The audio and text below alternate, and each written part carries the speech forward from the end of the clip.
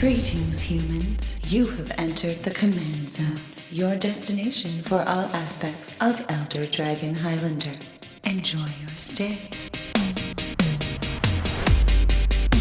Hey everybody, welcome back to another episode of the Command Zone. I'm your host, Jimmy Wong. I'm Josh Lee Kwai. How's it? And today we have a very fun episode. We have a couple of very fun episodes coming up because Commander 2014 is around the corner. Woohoo! Yeah, so this Friday... This is awesome. Yeah, this Friday it's coming out. 5 different monocolored decks. They pretty much all have been spoiled now. You can check out all the spoilers on the Wizards website. We'll have a link below.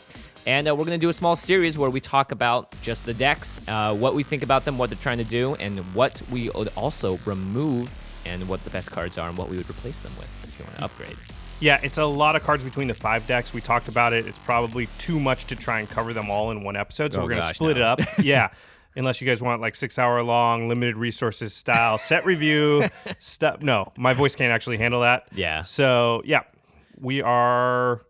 starting off today with the color black, which is pretty sweet. So we haven't talked about black before, and we haven't talked about black that much overall, I feel like. I feel like it's probably the least played color between us two. I'm sorry, Black. We have neglected you. Yeah, Craig would have something to say about that. So the basic premise of the commander decks, if you don't know, is that they have planeswalkers that can be your commander, which is really exciting. And so each of the decks has one planeswalker attached to it, as well as a couple of other legendary creatures in there, similar to the other commander decks that you could use as a commander as well. Yeah, they basically followed the same format from before, which is they have 3 options for who your commander could be within the pre-built deck. Mm-hmm. One is the planeswalker, and then each other one has 2 other legendary creatures. So you can sort of choose which one you want to be the front man for your deck. So we're going to talk about each of those. Well, to start off, do we want to talk about... Let's just talk about the black deck, how it's built, what it looks like it's going to play like, what the themes of it are. Mm-hmm. I did a quick sort of statistical breakdown. This is by no means comprehensive. But it's actually nice to see these numbers. Seeing when you type this out and send it to me, I was like, wow, this actually helps me view sort of what the deck wants in general, which is nice. Yeah, and my numbers may be a little off. I mean, I just did it quickly, but so I made some categories, and then I sort of looked at how many cards in the pre-built deck fit into each category. So, for example, in the black deck, there are about 5 Wrath/mass removal effects. Yes, like Black Sun Zenith is one of them. Yep. There are about 5 single target kill spells. So that's, Tragic Slip. Yeah, exactly. There are about 11 cards that give ramp. Interesting. There are about 8 cards that give card draw. And if you've listened to the show much, we've talked about ramp and card draw. I think those are the 2 most important things that every EDH deck wants. Yeah. And definitely. Wizards evidently agrees because there's a lot of both of those. Yeah, they're actually the highest number of all the other cards. Yeah, and you'll notice in the green they are too. So I think that's going to be a reoccurring theme through all these decks is that, Wizards, they're smart magic people. So I think they see the same thing, which is like in EDH, you're trying to do big broken stuff and you need card draw so that you can have stuff to do. Yeah. Also, you definitely need ramp in any kind of monocolored deck. So the other category that is sort of more black specific, or other categories, graveyard recursion. There's about 6 cards that sort of pull things back from your graveyard or make it good to have things in your graveyard. Then there's a category I called benefit when your own creature dies.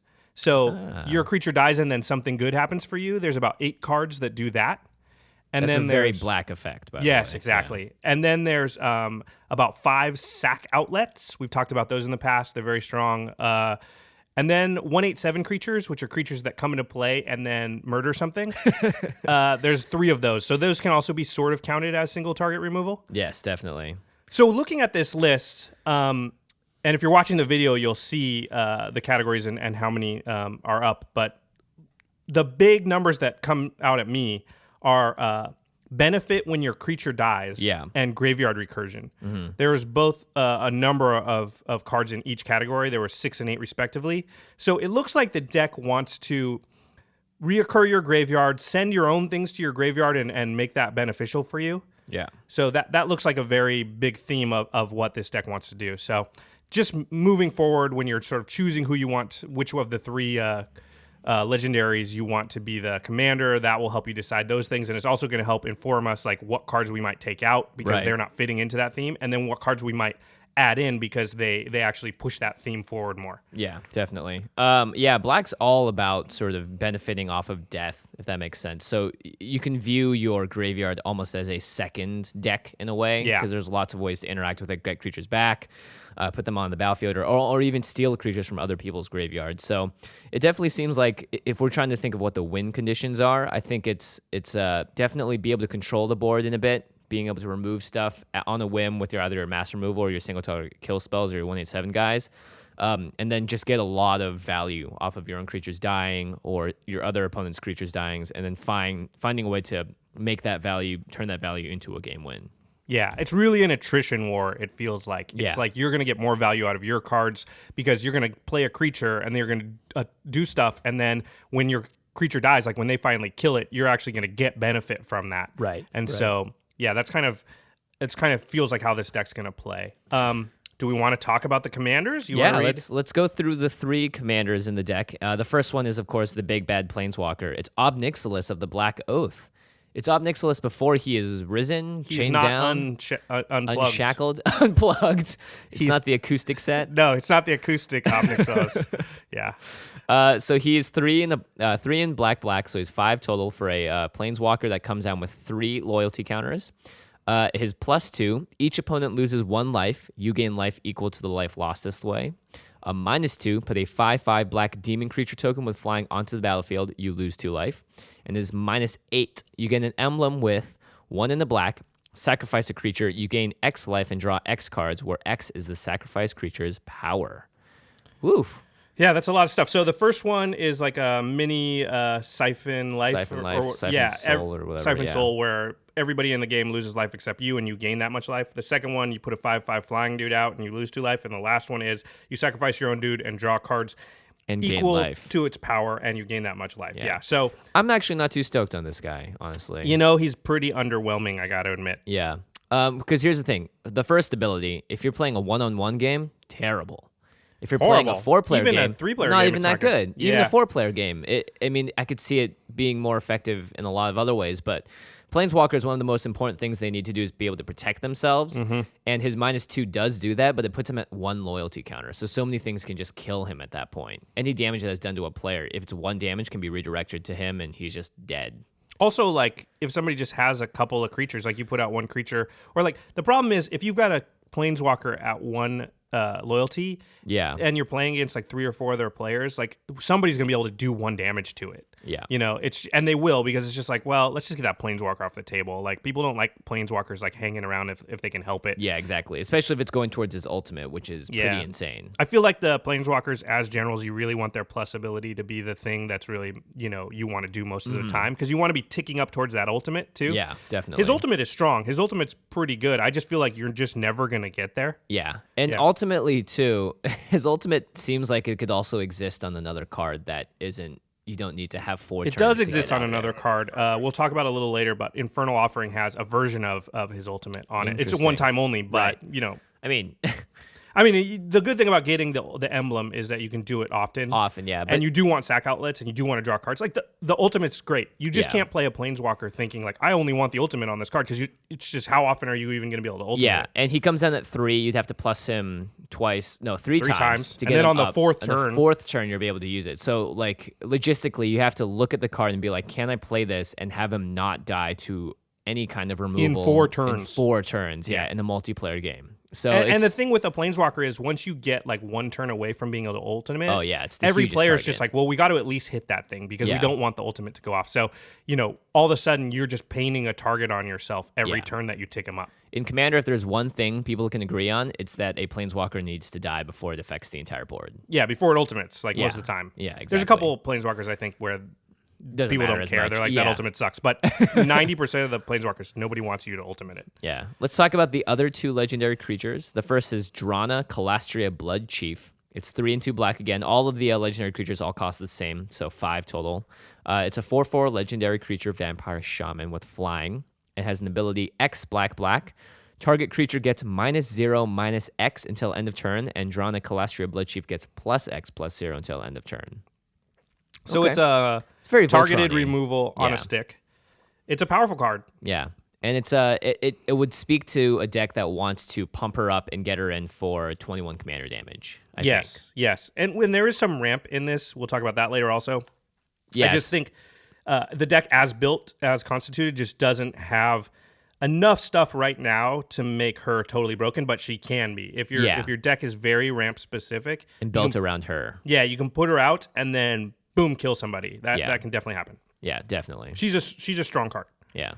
The third commander is Ghoul Caller Gisa. Gisa.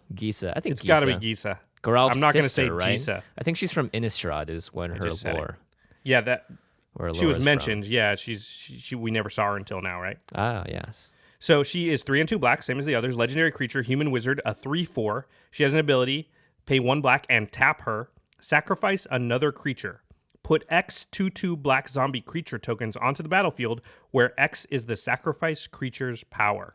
Ooh. This is a powerful effect. That's very powerful. You can think of it as doubling the amount of power that any one creature is giving you, right? Because if a creature has 2 power, Right. you put out 2 2/2s, and that's now 4 power that you have. Right. If a creature has 6 power, you put out 6 2/2s, and that's now 12 power that you have. It's also spread out, which I think in Commander, like going wide is a little bit better unless you have trample, because Right. they can always just chump. Most decks are built to be able to handle a one big creature unless it's got unblockable or intimidate or something. Right. So the way to get around that a lot of times is like they have a way to deal with 2 big creatures coming at them, but do they have a way to deal with 20 small creatures coming at them? Yep. So and some more decks are probably built that way now because a lot of token decks are big. But this is a very powerful effect. I think given what the black deck wants to do, this is actually the best choice for the front man or front woman, as it were, for the deck. Agreed. A lot of people are going to play Ob Nixilis when they play the black deck because they're going to be like, ooh, I can play a Planeswalker as the commander. But I think Gisa is actually going to be a stronger choice. Yeah, not to mention just the flexibility she has too, because so many creatures have benefits when they die specifically. So you want to be sacking things, and having a sacrifice outlet on a commander is very just powerful. Like look at Prosh, for instance. The fact that he can sacrifice things is one of the reasons he gets broken. Yep. I think one of the downsides is she can only sack 1 creature per turn because of the tap 'cause she has to ability. tap, yeah. It's still strong. And like you said, so a lot of times what you're going to do is you're going to put a creature out, you're going to do something with it, then you're going to sack it to Gisa. She's going to make a bunch of zombies, and when you sacrifice that guy, something good will happen to you, like you'll draw cards, or everybody will have to sacrifice their own creature, or we'll go through some cards that do some stuff like that. So that going forward, I would recommend Gisa as the front man for this deck, for the pre-con. Yeah. Okay, cool. So also another thing that all of the commander decks have are they have 2 cycles, and one of them is the lieutenant cycle. We'll talk about that in a sec. And then the sort of, we're calling it the group hug cycle, or the one that forces interaction between you and other players. I really like both of these. I'm super glad that Wizards is building this into Commander as well, because I think It's cool. They're creating new mechanics for Commander. That's just great. It's just great, yeah. So the first is Demon of Wailing Agonies. It's 3 and 2 black again for a 4/4 flying creature demon, and he has Lieutenant, which is the new keyword. And they all start off with the same words: as long as you control your commander, which means your commander is in play, I believe, and also on your control. So it's not been control magic. It's not been stolen away by something. Oh man, who would do that? I hate that. So as long as you control your commander, Demon of Wailing Agonies gets +2/+2 and has, whenever this creature deals combat damage to a player, that player sacrifices a creature. Powerful, nice. It's a powerful effect. Yeah. And it's cool because it makes him bigger. It gives you a reason to use him to attack. So it's doing a lot of things. It's forcing you to want to attack someone to make them sacrifice stuff. And it's also making him bigger so you can actually do some significant amount of damage. And it's hard for people to block. I think this card is okay. I don't think it's really strong. Well, some of the other... It's definitely not the best lieutenant. Yeah, some of the other lieutenants give all your creatures stuff, and it seems a little bit unfair that this guy doesn't do that. He does sort of conditionally kill one of their creatures. I don't know. It feels like... It's definitely nothing against a token deck, though.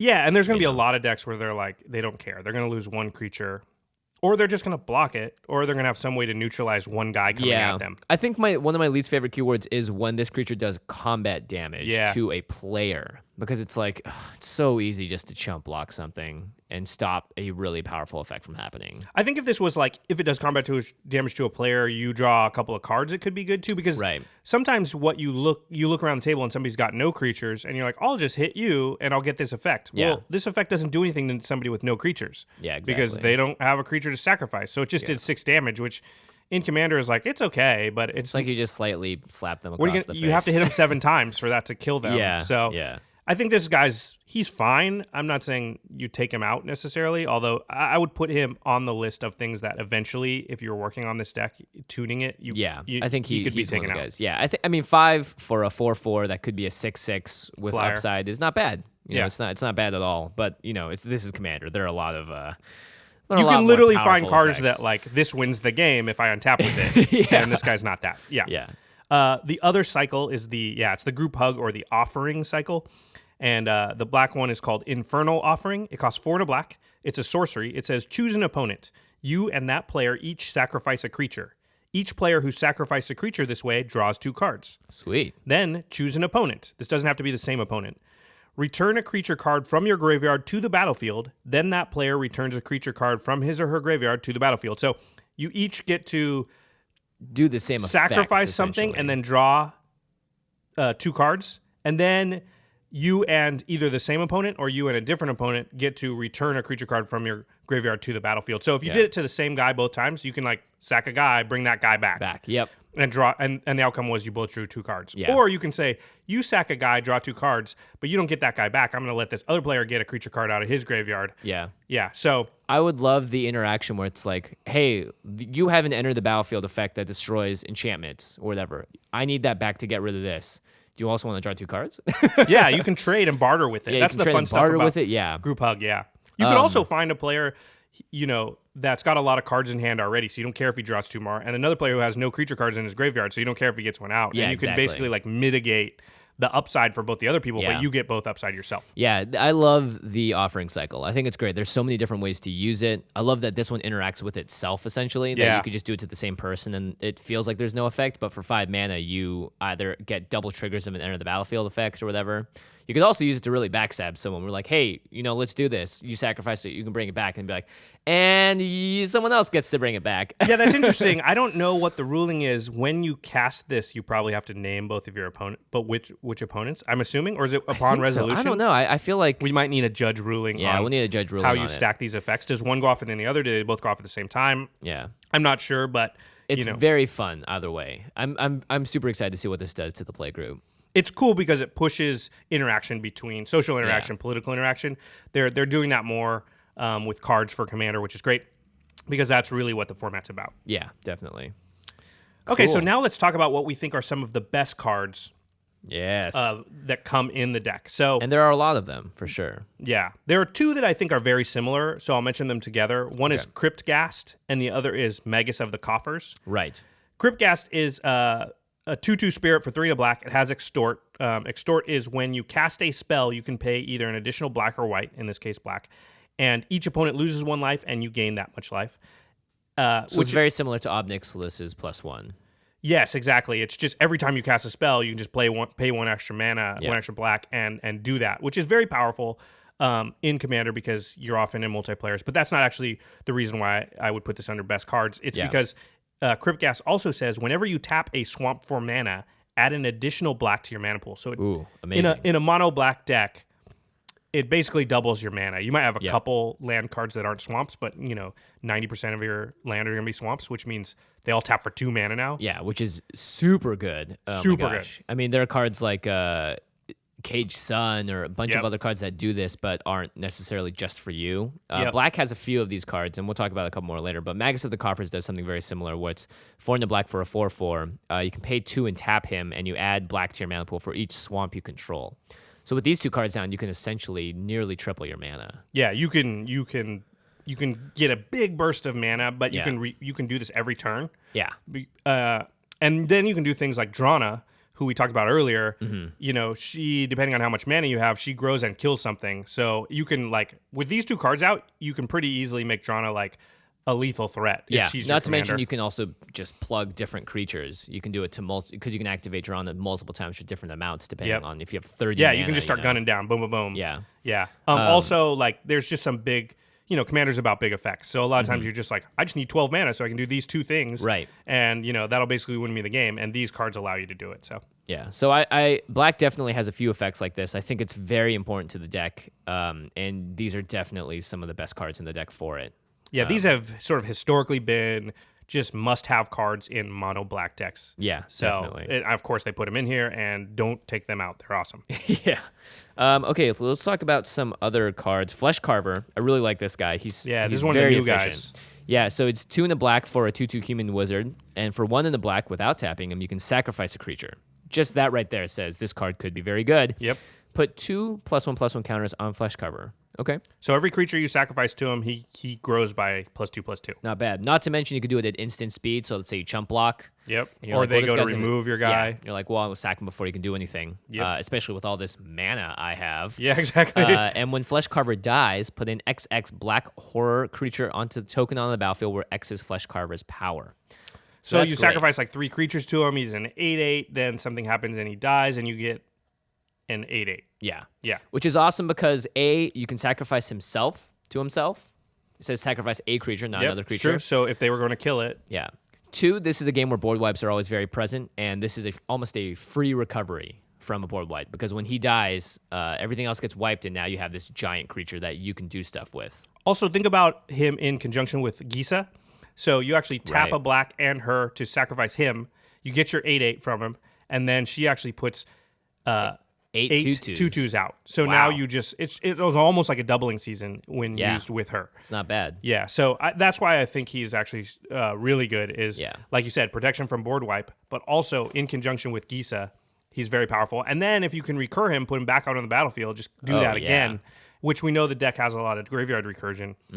He's just got a lot of synergy with what the deck wants to do. So I think he's particularly powerful in this build. And he's a sack outlet. Can never deny the power We of talk about it sacrifice all outlets. the time. Yeah. It's just even just being able to sacrifice something for no effect is useful. Yeah. Jumping ahead, another card that's similar is called Spoils of Blood, which is for a single black. It's an instant, and you can put an XX black horror creature token on the battlefield where X is the number of creatures that died this turn. So it's also for 1 black, too. It's just like, it's an instant. You can do it at the end of someone's turn when someone board wipes. Yep. Or you can do it in conjunction with Gisa and Flesh Carver and things that are sacrificed. It's just like, it's such a cheap way to get a big effect out of something. Well, it's great protection. Let's say you did that scenario we were talking about. So you use Gisa on the Flesh Carver and you make an 8/8 and then 8 2/2s. And then Nice. it comes to the next player's turn and they say, oh, by the way, you can do that on somebody's end step. So they have virtual haste. But then somebody's Fated Retributions, which is an instant speed Wrath of God. And you go, okay, Spoils of Blood. And now I put a, what is that? 24/24 creature out. Yeah, it's just giant creature. I mean, it's also because it's every creature that died that turn. Yeah. So it's like, Oh, it'd be bigger too, because Yeah. Gisa would have to be out and whatever else you've got. and yeah. whatever else anyone else has out Yeah. too. So someone's running like an overrun token deck, you get the biggest creature in the world. And if one player just can't get a creature out that next turn, I mean, you can pretty much kill someone with Spoils of Blood. Yeah, it's good to have protection from board wipes because Yeah. they're just so rampant in the format of EDH that having a couple cards that somebody goes, oh, good, I saved myself, I board wipe, and you're like, no, you didn't. I get that. I still have stuff. Yeah, and like Josh said, it's really important to be able to do stuff after a board wipe, whether or not you're the one initiating it. And if you're able to do it on someone Good else's point. turn and you're giving virtual haste to the creature because it's at their end step, then that's great. That's tons of value. And especially if for a spell that's 1 black or, for Ghoul Color Gisa, it just takes, 1 black to tap as well. And same with Flesh Carver, it's 1 in the black. So, But even if you use one of your own board wipes, yeah. and then on that same turn, you just go, okay, and I'll Spoils of Blood after that. You just need 1 additional mana. Yeah. So, yeah, that's a really good point. Let's talk like about some of the bad cards, the cards that we think are not good in this pre-con and that we Yeah. might take out. One I really don't like is called Aether Snap. It's 3 and 2 black for a sorcery. It says remove all counters from all permanents and exile all tokens. Exiling a token. I mean, listen, listen. If this was instant speed, it'd be way better. Yeah, definitely. It might even be playable, although I'm still not sure. But the problem with exiling all tokens at sorcery speed is that so often the tokens are somebody goes, boom, I make 100 tokens. Yeah. And their deck is also built to use them right then. Because they know, if I say make 100 tokens past turn, there's no way 100 tokens are living till my next turn. Yeah, So or I have everyone's going to do their best to get rid of them. Yeah, so I have to build it so that I have anger in my graveyard, which gives all my stuff haste, or I have Yeah. something else, some way to use all those tokens right now. Otherwise, I'm just not going to make my 100 tokens yet. Yeah, not to mention if it's like a deck like Prosh, they'll be like, oh, you want to do something? Well, I'm just going to Goblin Bombard you for 100 as you cast Aether Snap. Exactly. So like, oh. they're just built. We talked about this in the episode with Matt Arnold, and he talked about how, making a bunch of tokens, he saw them as currency, and then he Right. wanted a bunch of cards that spend that currency. That's how most token decks are built.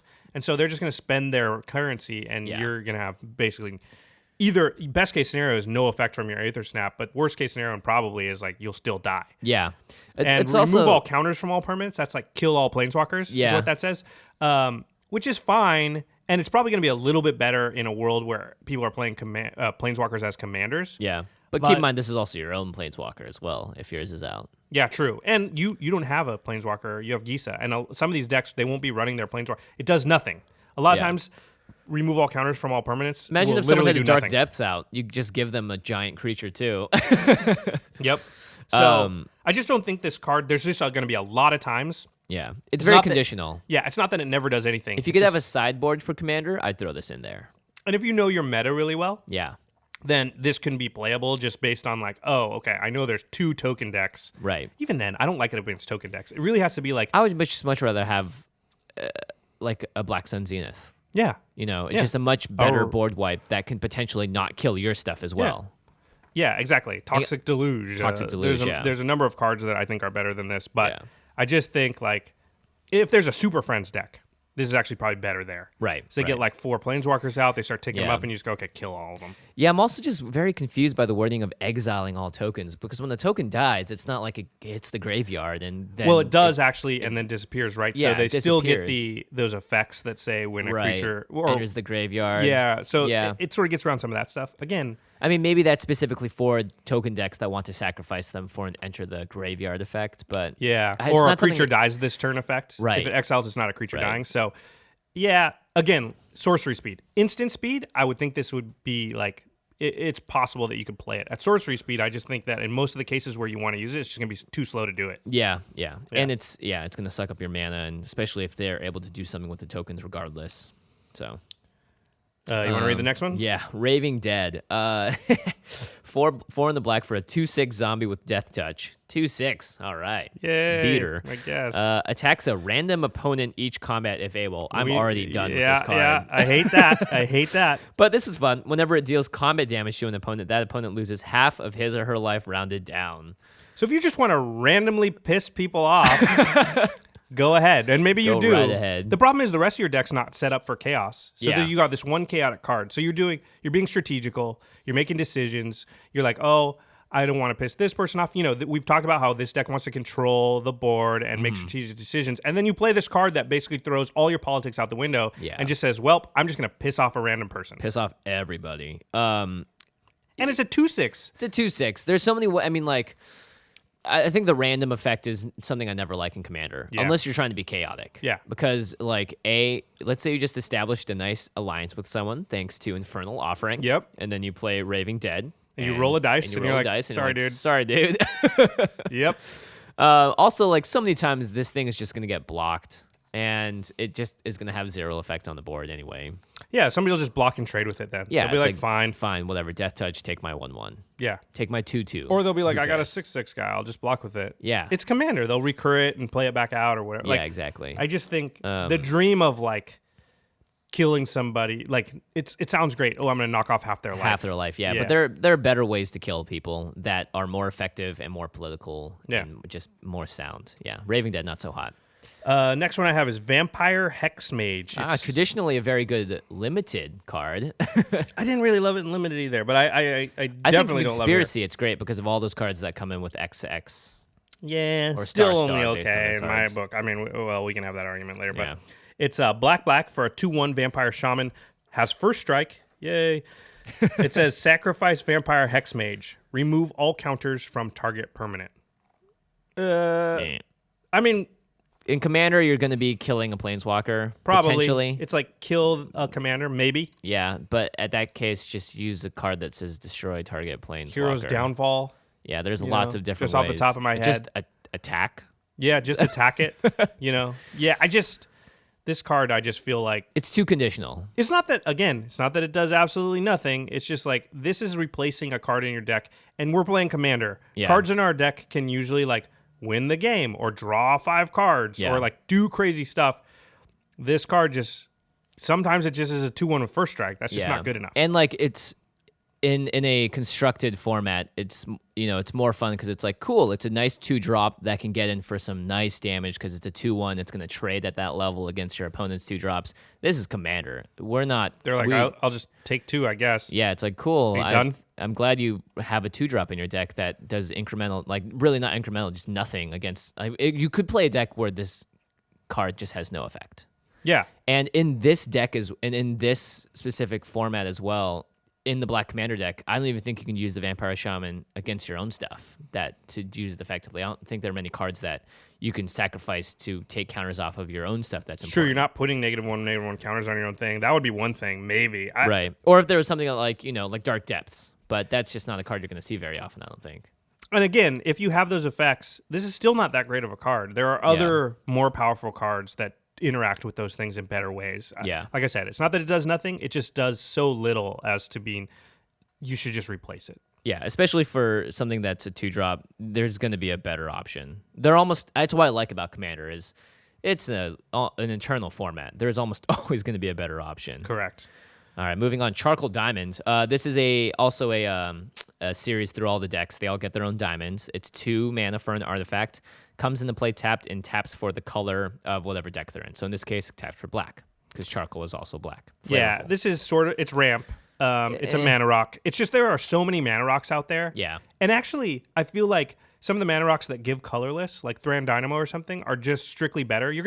Because you're in a 1-color deck. Yeah. You're not going to have problems with your colors. Yeah, exactly. So in another deck that had multiple colors, you would actually want signets over this stuff, but you even might a need signet the colored is mana. strictly might be better just because you're able to. It's just they're 2 colors, It doesn't so come. you yeah. don't need the second color. But you're you don't. mono, It doesn't but- come into play tapped. Yeah, like we were saying. that's another. Yeah, exactly. Good point. Coming into play tapped hurts it quite a bit because you draw it a little bit later and it just cramps. Ugh, what you a can't play it and gross- use yeah. it, so the value is just way lower. I just think they're just really replaceable. There's a whole bunch of mana Yeah. rocks, and there's a whole bunch that are better than this. I think it's a fun cycle to put into the decks. Oh, 'cause yeah, it's it's like fine. yeah. But I mean, it does stuff. I mean, you can put it in there. I Yeah. just think it's really easy to replace it with just a strictly better card. yeah, definitely. Also, not to mention, I would much rather have like one of the monoliths.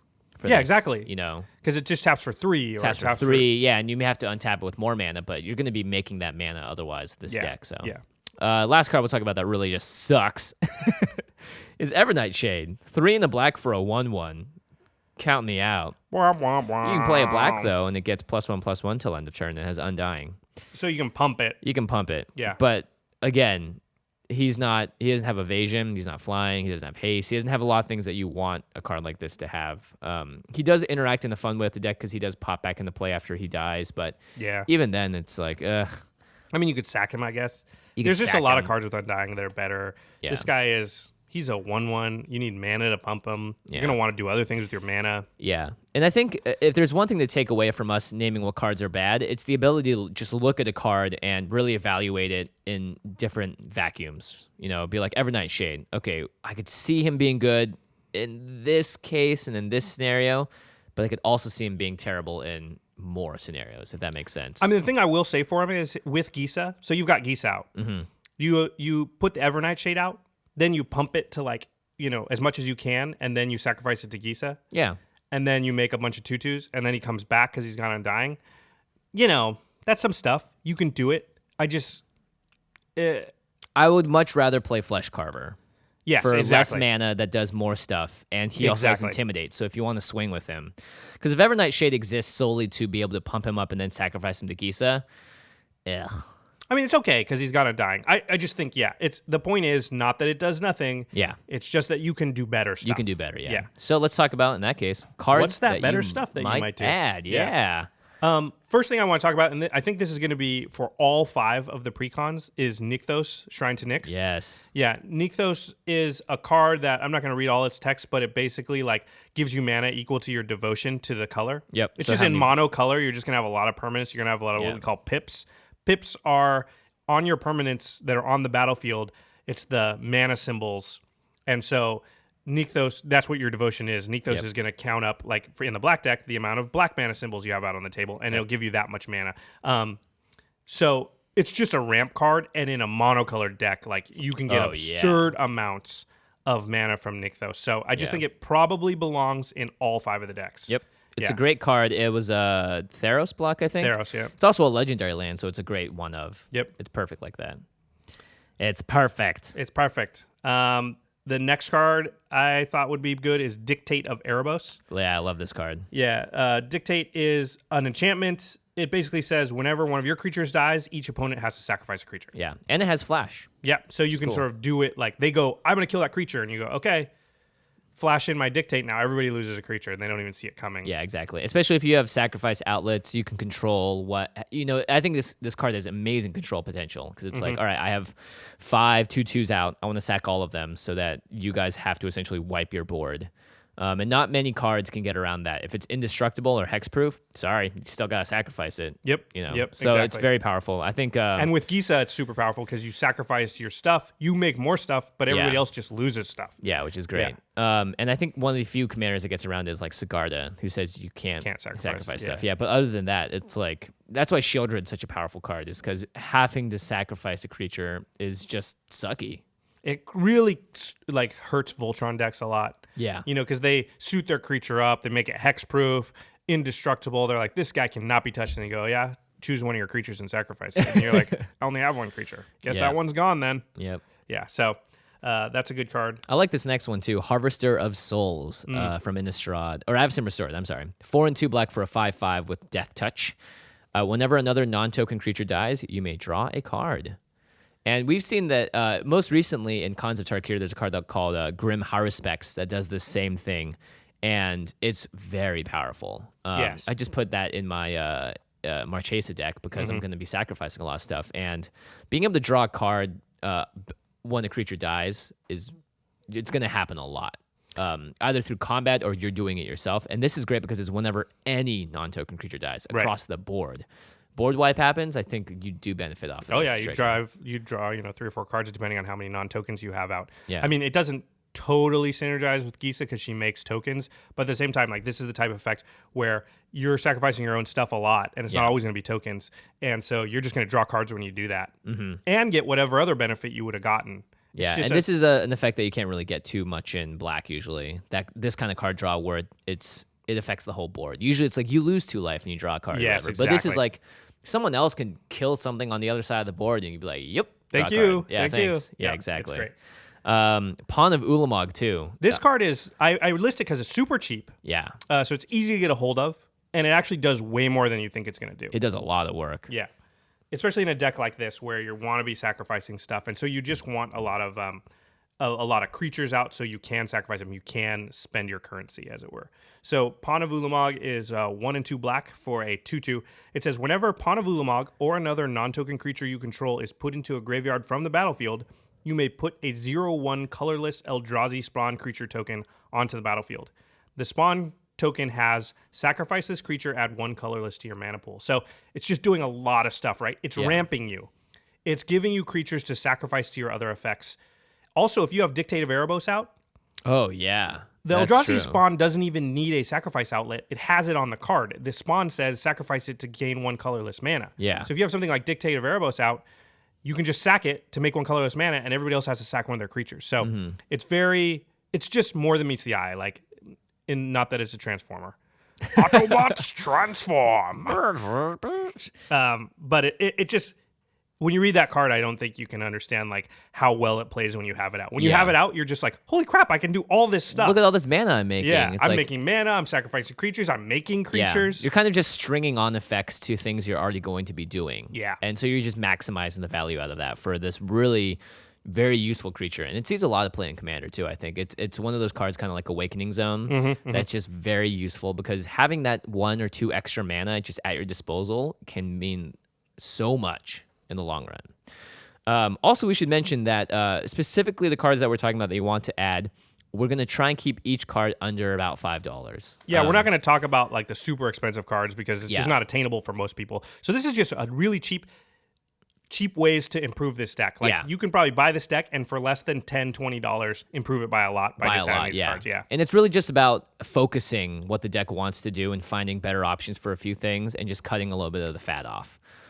So another card that's great that actually people wanted us to put on our top 10 artifacts was Nim Deathmantle. It is a good card and it's awesome in this deck. It's a 2-drop artifact equipment. Equipped creature gets +2/+2, has Intimidate, and is a black zombie. Whenever a non-token creature is put into your graveyard from the battlefield, you may pay 4. If you do, return that card to the battlefield and attach Nim Deathmantle to it. Wow. Yeah. This thing just essentially lets you recur your stuff for 4 mana. Yep. You sacrifice it, bring it back. And it gets attached to it again, so when you sacrifice it the next time, bring it back. Yeah, and you can do it to anything. This equipment can just jump around to all of your creatures. It's extremely useful. This with Flesh Carver, and then Gisa to just continuously sacrifice it. Oh, yeah. I mean, you can do some broken stuff just with that right there. Yeah, especially because you're going to be generating tons of mana from, for instance, your Pawn of Ulamog. Yep. You'll have the extra 4 floating around. And if every time you do it, you got Dictative Erebos out, and everybody's sacking a creature, it can get pretty bonkers. Yeah, exactly. The next card I had was Soul of Innistrad. Ah, yes. One of the new Soul M15 cycles. souls, yeah. It sees a little bit of standard play, actually. Very fringe, but does see some. It's 4 and 2 black for a 6/6, has Death Touch. It has an activated ability, pay 3 and 2 black, return up to 3 target creature cards from your graveyard to your hand. And then it also, you can do that same ability if it's in the graveyard, and then you exile it out of your graveyard. So you can basically do it once if it's in your graveyard, but if it's on the battlefield, you can do that as much time as you've got 5 mana to spend. So it's just a really strong card in a deck like this where you're sacking your own creatures, you're sending a lot of stuff to the graveyard, you want to recur it. Yeah. It'd be better if it brought it directly to the battlefield, but you're getting 3 cards out of your graveyard, 3 creatures back into your hand. It's just like straight card draw. Yeah, pretty good. Yeah. Pretty solid in general. And not a terribly expensive card. Yeah, so. and you can do it twice. It's nice. So I have a lot of cards here listed for ramp. I realize they all might be a little too pricey, but there are a lot of black cards out there that achieve ramp that are lands or creatures that essentially double your mana up, and they're all pretty important. So I would just take a look at them, and if you can't afford it, don't worry about it. But one that is great is a land called Crypt of Agadim, which is similar to Nykthos. Comes into play tapped, but you can tap 2 and then tap it and add black to your mana pool for each black creature card in your graveyard. So this is one of those things that is a little conditional because you're going to want to be recurring some stuff from your graveyard, but ultimately your graveyard will get stacked at some point, and you only need to have 3 creatures in your graveyard for this to become an efficient mana source. Yeah, it's a good card in this deck for sure because you're purposefully putting things in your graveyard. And they're all then going it's to like, be well, I black want as one well. more mana. I'll just put this crappy guy that's not doing anything into the graveyard just to give myself access to more mana. Yeah. There's one I wanted to mention that's a little bit unique. It's going a little bit deep. I just noticed that this deck had a lot of humans in it already. And so there's a card called Zathrid Necromancer from M14. Zathrid. Yeah, it's 2 and a black for a human wizard 2/2. Whenever a Zathrid Necromancer or another human creature you control dies, put a 2/2 black zombie creature onto the battlefield tapped. So if you have Zathrid out, you have Geese out, and you have one other human, and there are a bunch in the deck and you could add more. Then when you sacrifice your creature to Gisa to get 2/2 zombies, you get an extra 2/2 zombie every time. So it's just value. It's just like anytime they want to kill one of your guys, you're going to get a consolation prize. Yeah. You know, it helps you against board wipes. Again, I think you would have to look and put a certain number of humans, make sure they're in the deck. There's already 6 or 7. You might want more like 12, 15, but it's just... That's a path you could go down. You could sort of start thinking about going down, I think, is pushing it towards that human side and then using some cards like Zathrid Necromancer. Nice. One of the big impact cards that I really like is called Chainer Dementia Master. He's a 5-drop creature, 3/3 minion legend. All nightmares get +1/+1. And you can pay 3 black mana and pay 3 life. So not too bad in a deck that gains you life and also just its commander. Put target creature card from a graveyard into play under your control. That creature is black and is a nightmare in addition to its creature types. And so when Chainer Dimension Master leaves play, remove all nightmares from the game. So for a pretty cheap cost, you get to put any creature card from a graveyard into play. You get to recur whatever you want. they get a little buffer. But most importantly, his second effect doesn't really matter if you're going to just be sacrificing that creature or putting it back into the graveyard anyway. Yeah, it's true. So you it's just steal something big from somebody else's graveyard, sack it to Giza to make a bunch of things, and then you're safe from if they kill him. Yeah, exactly. And you get this nice creature for really not that. I mean, like the 3 black mana might be a problem in not a mono black deck, but like you can easily do that in this deck. So he and sort of a Geth, Lord of the Vault, both have fun effects that definitely are. See, like, because you're going to make a lot of mana with this deck, and you want a way to use that mana. So if you have, like, a huge amount of mana, someone like Geth, who, for X in the black, put target artifact or creature card with converted mana cost X from an opponent's graveyard onto the battlefield under your control tapped, and then you make them mill that many cards as well, so you get more options to steal with Geth. If you can, like, pump out 30 mana a turn, you could essentially just be stealing stuff left and right, and turning that into a win condition would be really fun. And I would say with black too, you have this ability to kill more creatures than most decks, so you can usually kill one of their creatures specifically, so you can take it. Yeah, especially with like Dictative Erebos, if you're forcing them in an ideal situation to sacrifice all of their best creatures. It's like, great, now I can grab that awesome green creature that would make this deck broken. Right. Otherwise. Cool. So I mean, one thing I don't know if we made it clear, but there's ways to sort of take this deck and drastically change it. Yeah. What we're talking about here is people who are going to go out, they're going to buy the precon, and then they're going to make some cosmetic changes, and 5, 6, 10 cards, but mostly keep to the theme that the deck is built in. Yeah, you can which I think is smart too. It's built this way down for the a road reason. we'll talk about like taking only a couple of these cards out and putting them into existing decks or building whole new decks around them. This is mostly like taking the precon deck as it is constituted and just improving that. Yeah. Rather than rebuilding, using those pieces as a foundation to rebuild a deck from scratch. Yep. So okay, that was Definitely. black. Black seems. Listen, it's gotten a little bit of flack. Yeah. People are saying it's the weakest. I think it's not necessarily the weakest. I think it's probably one of the more complicated decks to interact with and also to play right. Yeah. Yeah, I think it can be very strong. Just its ability to sort of do things to everybody, make everybody sack creatures, make everybody lose life. That can be very powerful. We've talked about it before. Just the ability to kill everybody all at once. It has that. Yeah. So I think it's fine. I think it's strong. Yep. With just a little bit of changes. Yeah. All right, so let's move on to the green deck. This one I'm pretty excited about because it looks sick. It looks sweet, and I've always wanted to build an elf tribal deck. Here you go. Our friend D has one, and it's a lot of fun to play against just because you're like, wait, how big? How many elves? Wait, how much mana are you making? Oh my god. Yeah, and this deck has that potential for sure. Yeah. It's pretty linear and very elf focused. There's a sub theme of tokens and then just getting a bunch of creatures and pumping them all. Yeah, just a big overrun deck. Yeah. I did the statistical breakdown. I'll read through it again. This has slightly different categories because of the deck. As far as wraths and mass removal, there are only 4 cards. Single target removal, there are only 2. Green is just known for not having very many. Green does excel in the area of ramp, and as a result, it has 12 ramp cards. Woo! Card draw, actually better than I would think. It has 10 card draw cards. Nice. There are 2 graveyard recursion cards. Which you would not expect at all. Well, no, green is good with regrowths and those sort of things. It doesn't usually do it the same as black, whereas black can only get creatures. Usually green can get anything out of its Lands graveyard. and stuff, yeah. Yeah. And then elf cards. There are 25 elf cards or cards that create elves. And then there are 9 pump cards or cards that make your creatures bigger. Nice. So we can see very easily that it's an elf deck, very elf themed. 25 cards is a lot. And then it's also trying to sort of mass pump all your stuff and sort of, overrun them, as you Give said. them trample or whatever and hopefully be able to just swing in for the big win. Yeah, so it's pretty clear what this deck wants to do. Then there's the 3 commanders. Again, you want to read the first one? Yeah, Azuri Renegade Leader. He's not the Planeswalker, but he is he's a legendary elf warrior. He's 1 and 2 green, so 3 total for a 2/2. And for 1 green, you can regenerate another target elf. Very important, because a lot of your elves here are sort of key, sort of like chess pieces almost to your equation. Now I'm just combining things. And Chess pieces to your equation, huh? Yeah, when you're doing math with your chess pieces. just logarithmic. And his second ability is for 2 and 3 green. Elf creatures you control get +3/+3 and gain trample until end of turn. So he's an overrun effect on a stick. On the stick, yeah. Yeah, and he helps protect your guys. He's very strong. He could easily be the commander for this deck. I I would choose him because there's a ridiculous one in a second. But you could use him, and actually, he's a reprint, and there are elf decks with him at the helm that you'll see from time to time. I've definitely played against a few. He's strong. I'd much rather just have him be able to play him from my hand, I think. Yeah, exactly. I mean, like I said, I think he could easily be the general. Yeah. It's just... Let's talk about the other person that's not going to be the general. But there's a cool card, Titania. Yeah, Titania, Protector of Argoth. She's 3 and 2 green for a 5/3 legendary creature, obviously elemental. When Titania enters the battlefield, return target land card from your graveyard to the battlefield.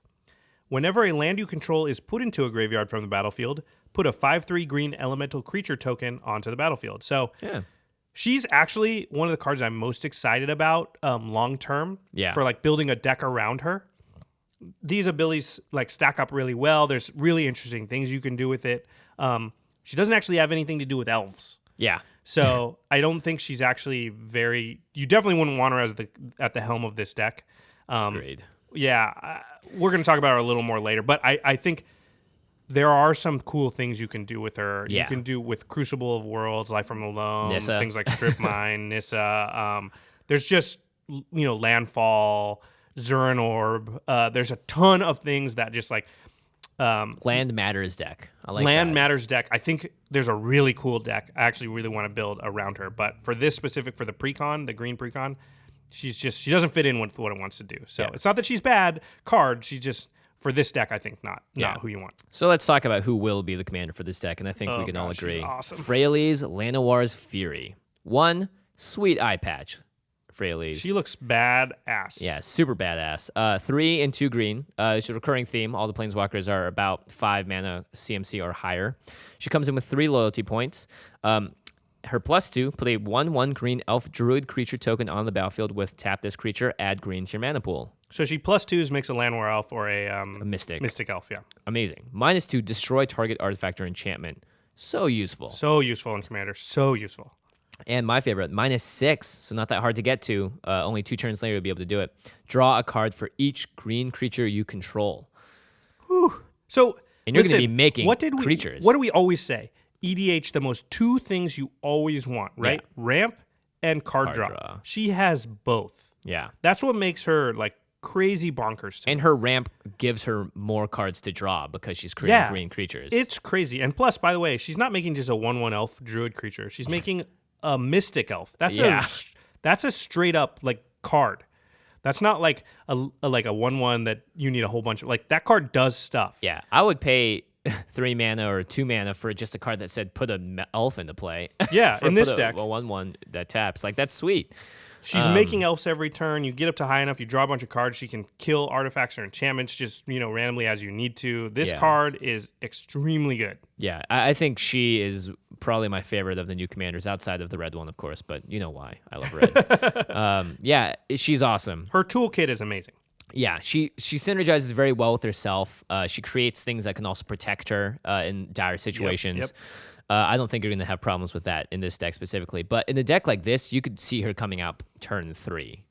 Yeah, for sure. Yeah. You bring her out early, you start making dudes. Now all of a sudden you're making a bunch of you're ramping even faster. Yeah.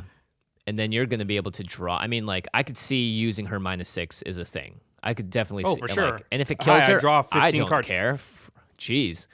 Because she's your commander. Yeah, that's the thing. play her Normally, again. the ultimate being only -6 seems nuts. I don't know. This card is really, really good. Yeah. Especially when she dies, and it's like, well, good thing I made these tokens that essentially can help me recast her. Yeah, for her new recast cost. Yeah. Oh, my goodness. Yeah. So definitely awesome.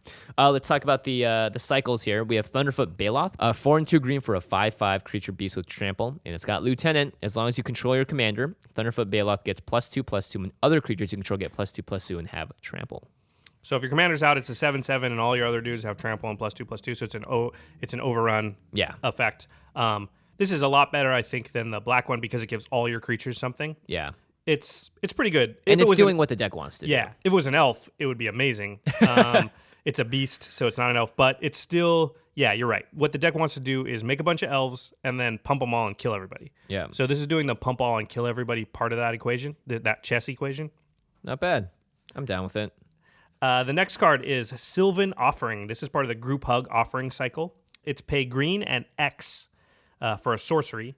Choose an opponent. You and that player each put an XX green tree folk creature token onto the battlefield. Choose an opponent. You and that player each put X11 green elf warrior creature tokens onto the battlefield. Wow. Oh, God, you're going to make so many tokens with this deck. Because you're going to have ramped into a bunch of Mystic Elves from Freyalise, and then also, like, it's green. There's going to be a bunch of ramp cards. Yeah. So I can see turn 6, 7, you just putting out like 20 dudes. 20 dudes, yeah. And you give somebody else 20 dudes, but yours are elves, and you have a bunch of pump elf cards. Yeah, they matter to them, they're so just much like, more to you. Yeah, they're not an elf deck.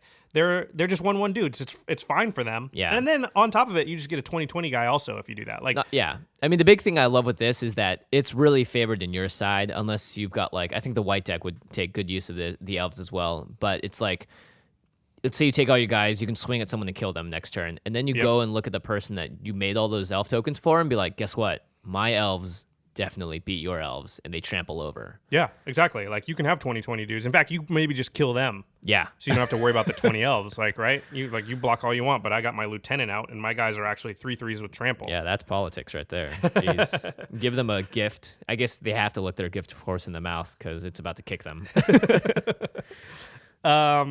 So I like that. I like this one for this deck specifically very well. Definitely it's just a very super powerful powerful. Okay, so let's talk about some of what we think are the best cards that are included in the precon. Elvish Archdruid. Yeah, I really staple like. elf. Yeah, this is very strong. It's 1 and 2 green for a 2/2 elf druid. It says elves you control get +1/+1, so it pumps all your elves. Yeah. And Well, then, except for himself, but he's Yeah. the druid. He's just, signaling them in the battle, I guess. and then, as if that wasn't enough, it says tap to add green to your mana pool for each elf you control. Oh, jeez. I mean, that's insane. Yeah, this is what elf decks are known for. Yeah. This is why I want to build elf tribal, is because it can get out of hand fast. Yeah, Freyalise is out. You make a couple of Mystic Elves. You've cast 3 or 4 elves. You put Elvish Archdruid out. So now you tap those Mystic Elves and the Archdruid. You make like 12 mana. You cast, Sylvan Offering. Sylvan Offering. And now the Archdruid's going to tap for like 40 mana. Trust me, Why you aren't can there find burn a way to spells in turn green? 40 mana into I win. Like, that's the thing. You can make so much mana so quickly because you could do that on turn 6. Like, it's crazy. Yeah, I really like this. It's just it's an elf ability, and the fact that it ramps you so much is great. I mean, if it just said give all your elves +1/+1, totally playable. Yeah. Or if it just said tap and add green to your mana pool for each elf you control, it'd be broken. Yeah. It has both of those things. Yep. Yeah. Yep. It's awesome. Specifically, actually, another card is Immaculate Magistrate, which is just 3 and a green for a 2/2. You can tap her and put a +1/+1 counter on target creature for each elf you control. Yep. So you make one huge dude. Just huge, dude. Yeah, it's like anytime it's like for each elf you control. Oh gosh, Imperious Perfect, right down the line. This is an awesome card. 2 and a green for a 2/2. Other elf creatures you control get +1/+1. So this and the other guy gets everyone +2/+2, and you can definitely play them all out of your hand immediately. Pay 1 green and tap her, and you can put a 1/1 green elf warrior creature token on the battlefield. Anything that makes elves that doesn't cost you a card is going to be just awesome in this deck. Because how are you gaining card advantage in this deck? You're doing it by not having to pay cards to make creatures. Yeah, exactly. And each of your creatures is just huge. It's awesome. There's a card I like called Joraga Warcaller. It's 1 green for a 1/1 elf warrior. Oh, yeah. It has multi-kicker, 1 and a green, so you can pay the kicker as many times as you want. So, for 2 mana, you can put a 1/1 counter on Joraga because it enters the battlefield, with 1/1 counters for each time it was kicked. Yep. And then it says your other elves get +1/+1 for each counter on Joraga. Oh, gosh. So this guy really This pumps. is your coat of arms. Yeah. That's a card we'll talk about later. I think should also be in the deck. But you can be like, I Sylvan Offering and I make 40 1/1s. Pass turn. Comes back to my turn. Everyone's like 40 1/1s, okay, but I can block a few. You know, I won't die. And then you go Joraga, kick him 7 times. They're all 8/8s. Yep. Attack. Yep. Yeah, that's the type of thing. He can kill everybody in one turn sometimes. Yeah, and the fact that he only costs 1 green, and he himself is big when he comes in. Yep. The fact, having the multi-kicker in a deck that can make you a lot of mana, it's very effective. Yeah, if you have the Elvish Archdruid out, Oh my Like gosh. you could easily kick him 10 times, and Yeah. then all your dudes that were 1/1s are 11/11s. I mean, Just don't kick this guy when he's down. and this He'll be very upset. and this kind of can give virtual haste. That's what I like about it. Yeah, It's like yeah. you have 10 guys out, but they're all 1/1s. Nobody's worried, and all of a sudden you drop this, and all your guys grow in that turn and can attack. Yeah. Yeah, that's very powerful. Yeah, I think actually this deck is definitely one of the more powerful ones because you don't necessarily need your commander out to have it function. For It's- sure. It's got She that. helps, but She you helps don't a have lot. to have it. Yeah, she's just contributing to everything on top of that. And she's got the card draw on the stick, which is great too. But like, Well, and Elves is a legacy playable deck. yeah. So that just tells you right there that there's a really powerful interactions. Yeah, definitely. Also, I think this will be a lot of fun to play politically because it's true. If you put 100 1/1s out, people are going to look at you. You put 10 1/1s out, they're like, not so bad. You can fit it on one dice. And then you drop Draga Warcaller or anyone else that pumps guys, gives you guys trample, and you can just wipe someone out in one turn. Just be like, you're dead. Yeah, exactly. You can So, maybe wipe everybody out that way. Yeah. It's yeah, totally yeah. possible to make them all into 20/20s and then just kill everybody. Yeah. One of the cards you should definitely put in this deck is Concordant Crossroads. Oh, yeah. Gives everyone haste. Yep. But at that point, hopefully you played it right. Won't matter. No, but in any token deck, giving everything haste, that's something you just slide out on turn 5 or 6 and just let it sit there. And when Yeah. everybody forgets about it, then you can just, make But 50 yeah. tokens, pump them all in the same turn and kill everybody. Yeah. And that card just costs 1 green mana too. So Yeah. it's easy to just be like, beep. Look, I have 80 other mana to do stuff with. You're Yeah, all going to true, die. True. You're all dead now. You're all dead. A card I like that maybe slips under the radar a little is Fresh Meat. Oh gosh, this card is amazing. Yeah, it's 3 and a green for an instant. It says put a 3/3 beast creature token onto the battlefield for each creature put into your graveyard from play this turn. So, What listen, a recovery from a board wipe. yeah, and this deck's biggest weakness is going to be board wipes. Yep. Because it's not a deck that holds a bunch of cards in its hand. You have to play your stuff out onto the table because everything pumps everything else, and it's their engines that get everything going. And so your biggest weakness is like if they board wipe and I'm starting from scratch Yeah. and you just killed all of my stuff that does stuff, I might not be able to draw cards anymore. I might not be able to make mana anymore. It can really board wipes and set you back so far. So. Yeah. What this can do is they board wipe and you just go boom. Okay, well I had 10 1/1s and now I've got 10 3/3s. Yeah. What an upgrade. Yeah, and now nobody has creatures. Yep. So I'm just going to kill you. And I've got my Thunderfoot Baloth or whatever sitting in my hand. And Yep. it's just like I just need an overrun and now I can kill everybody. Yeah, still. exactly. So Yeah. it's very powerful. I think Eli runs this in his Prosh deck as well, which I think is a great call. Yep, Especially if you have a yep. coat of arms out. It's sort of like that black 1-drop instant where you get to put something on the battlefield after a board wipe. Fresh Yeah, Meat very is just, similar. it's just one of those instant recovery, has virtual haste, very powerful. Skull Clamp. Skull Clamp. We've talked at length. It's one of the best card draw engines ever. It's really good in token decks. This is actually interesting though, because a lot of your tokens, if you don't play it right, aren't going to be too strong for Skull Clamp to kill them. and if they are, you're winning that game anyway, right? Yeah, Because it's you're not true. pumping them until you're like swinging for the win. Yeah, So I mean- until you're ready to do that, you're just like draw 2, draw 2, draw 2. And then you're like, great, I have all the cards I need, Yep. and now I can make them all 2/2s, 3/3s, 4/4s, and just win. The thing that's crazy about Skull Clamp is you really only need to use it one time and it's worth it. Yeah. Oh my You gosh. use it yeah, once, one it for draws you two. 2 cards. Yeah. So that was 1 card, and if you use it on token, it drew you 2 cards. It's fine. If you use it 3-4 times, it's like that card gave you 7 or 8 cards. Yeah. People like Consecrated Sphinx because you get to draw cards whenever someone else draw cards. Skull Clamp is ages better if you're able to use it on creatures because you can just do it all in your turn. You have access to it for such a cheap amount Sphinx of mana. costs 6 mana, yeah, exactly. In blue, you're in green. You're gonna have as much mana as you want, and it costs Yeah. 1. Yeah. Yeah. Skull Clamp, it's banned. It's banned in Modern. That means it's awesome. Yep. Pretty strong. Oh, here's the one. You want to read it? This one Yeah, is Siege Behemoth. 5 green grief for a 7/4 creature beast with hexproof. So this guy's not leaving the battlefield anytime soon. As long as Siege Behemoth is attacking, for each creature you control, you may have that creature assign this combat damage as though it weren't blocked. This is almost better than Trample. It is better than Trample. Yeah. Yeah, because it's like combat damage assigned, you're dead. You can't block. You can't block it, yeah. Yeah. If you have infect creatures, this is, I think Spinebiter or one of those two is able to just assign its damage as those weren't blocked. It's like, this just is able to overrun in a way that is very hard to interact with. Yeah, if people are tapped out and you drop this guy, you can literally be in situations where you just kill everybody. Yeah. Yeah. This deck has so many ways to just suddenly kill everybody. That's one of the reasons I think it's really powerful. Now, Yeah. it's fragile, because if they board wipe and stuff, you might be in trouble. But if you know how to play it right, I think you can play around that stuff, and this will be one of the better decks. Yeah, and it has hexproof. That's just so important on Yeah. the card that Yeah. has such an important ability on it. Yeah, because they're gonna have to get rid of that ability, right? Yeah. Really hard to do. They basically need instant speed board wipe. Mm-hmm. Because you probably won't play this until you can just drop it and kill at least one person. Yeah. just Oh, have to this give it next card. haste. Song of the Dryads. This next card has gotten a lot of attention on the internet too. Yeah, I did not. The first time I read it, Same here. yeah, it took me a minute, and then I was thinking about it, I was like, holy crap, holy crap, holy crap. So it's Song of the Dryads. Let's read it. It's 2 and a green for an enchantment aura. Enchant permanent. So you can enchant any permanent.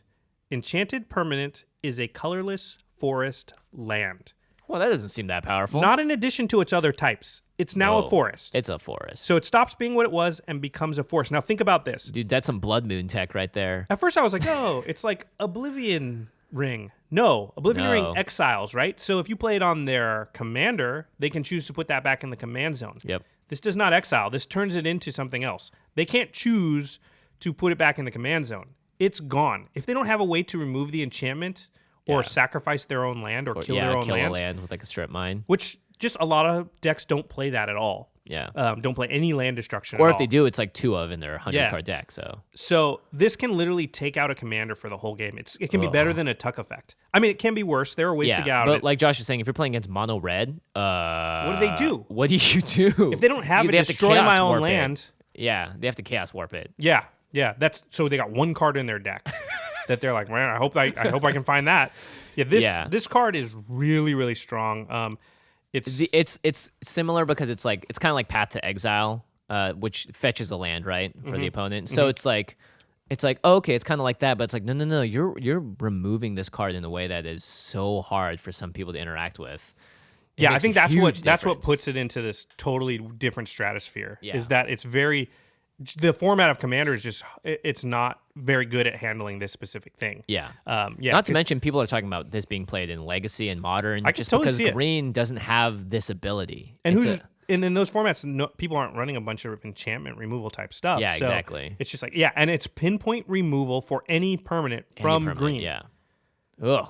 Yeah, Crazy. it's nuts. Mark Rosewater specifically said that he does not agree with the card. He doesn't think it fits within the color pie, and that he wishes that he wasn't working on so much stuff simultaneously because some cards to him slip under the radar, and this is one of them. That's a good signal that the card is very powerful. Yeah, If when he's the saying head things like designer that, is like, well, no, I don't agree with this I might at have pumped all. the brakes on that one. Yeah. Oh well, in that case, I'm putting it in every deck I can. Yeah, exactly. I think this is going to become every green deck wants this. Oh, absolutely. Yeah, yeah. It's the equivalent or possibly better than a Tuck effect, which is already playable, very playable in Yeah. Commander. It's better than maybe even like a Nevermore. I mean, it's because if they don't have their Commander out, you can still use it on something important. It's You extremely. can turn an enchantment into a land. Yeah. You can turn another land into a land. Jeez. If they have like a Maze of Ith, now it's a Boom. forest now. Yep. And now it can attack you freely with my commander. Boom. It's pretty great. Yeah. I like it's definitely something I would invest in. And I think I'm going to pick up a playset. Just got to do it. Yeah, I think this card is going to be. Yeah. Yeah. All right. Next up. Oh, also, we should mention that I think someone mentioned somewhere that Wizards was trying to get sort of a time spiral-esque thing going with the Commander 2014 set, which means giving effects to other color pies that usually aren't there. Right. And Song of the Dryads is definitely that. And so is the next card, Wave of Vitriol. 5 green for a sorcery. This is the green Jokul Hops. It's even got similar art. If It's you pull that Vitri up. Hops. Vitri Hops. I like it. Each player sacrifices. Oh, also, Josh, you hate this card for good reason. I didn't initially have it on my list because I don't want to talk about it. But go ahead. Go ahead. Each player sacrifices all artifacts, enchantments, and non-basic lands he or she controls. For each land sacrificed this way, its controller may search his or her library for a basic land card and put it onto the battlefield tapped. Then each player who searched his or her library shuffles it.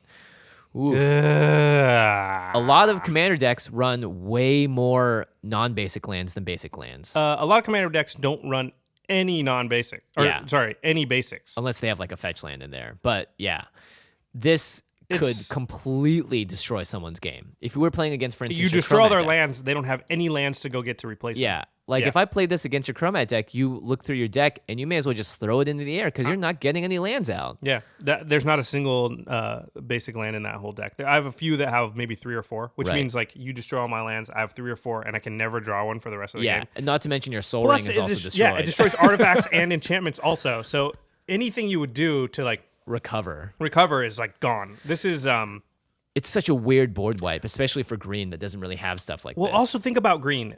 You've got a lot of ramp, but a lot of your ramp is creatures. Mm-hmm. So you just destroyed everybody's ability to. Their artifacts are their ramp. Like if you're playing red, or white, what's your ramp? Your ramp is artifacts. Mm-hmm. You just destroyed all their artifacts. So my ramp's fine. I still have access to tons of mana, but the other decks, they're totally just hosed by this. They might still have some mana in play because they still have basics in their deck, but instead of like having 12 mana available, they got 6. You're like, I'm good. I still got 15 mana. This card is so mean. It's very good. It's amazing in a monocolored deck. I think also like the good thing about this, and probably the reason they created it and put it in here is like now I can sit down with this pre-con deck. And with small changes we're going to talk about later, I can be competitive against a deck that's got like old school dual lands and all kinds of stuff because I have this silver bullet card. And if I get it in there, I have a chance to beat any deck. Yeah, any of the absolutely. crazy broken decks that are playing like 17 different colors. Mm-hmm. Not that you can play 17 different colors, but you know what I'm saying. That's Magic 2030. Yeah. It's a very powerful card. I hate that this card exists. I don't like Blood Moon, and I don't like this. I mean, honestly, I kind of hate that this card exists too because I know it's going to get played on me, and a lot of my decks, the more time I have to, invest in more better lands, I get non-basics. It's just hard in Commander to play against specific cards. It's easy to play against archetypes. Right. But Blood Moon and Wave of Vitriol are not archetypes. They're cards. They're cards, You can't build your deck to beat a card. Mm-hmm. You build your deck to beat an archetype. Yeah. So you don't want to build a deck to beat a card anyway. It sucks because how many times you can play against that card like 2% of the time? I'm not going to build anything in my deck to beat something that I'm only going to see, 2 times out of 100. Yeah, absolutely. So I'm just going to lose those games because I don't want to build my deck. I don't want to put 5 cards in my deck to combat something that aren't going to do anything the rest of the time. So yeah, I don't like cards like this, but it is powerful. And given that it's powerful. There, like, if I'm playing this deck, I'm putting it in. Yeah, definitely. Yeah. And also, I mean, it's actually kind of interesting because if you guys are going to do like game day stuff at your FNM or LGS, a lot of places are doing like, get the pre-con decks and battle against each other. Yep. And this isn't as effective against other decks because you're not going to destroy as many lands. This is crappy against the other monocolored decks. Yeah, well, minus the artifacts and enchantments bit. Yeah. So like the red deck's going to hate it, Yeah, that's true. It will destroy the artifacts and the enchantments, and you don't have as many of those. So you're right. It's not crappy. It's just way less useful against the other monocolored decks. Yeah. It probably does very little against, say, but white. against just other regular commander decks that have a lot of non-basics, oh boy, what a card. And they all have Gilded Lotus, Thrawn Dynamo, tons of mana rocks, Skull Clamps, all kinds of stuff. So yeah, it's a very powerful card. Screw this card. Yeah. All right. Moving on to the worst cards, or I guess we already have moved on to the worst cards, haven't we, Josh? Yeah. For me. Okay. All right. I'm over it. All right. Cool. All right. I'm playing it against you. The first one we have on our list is Overwhelming Stampede.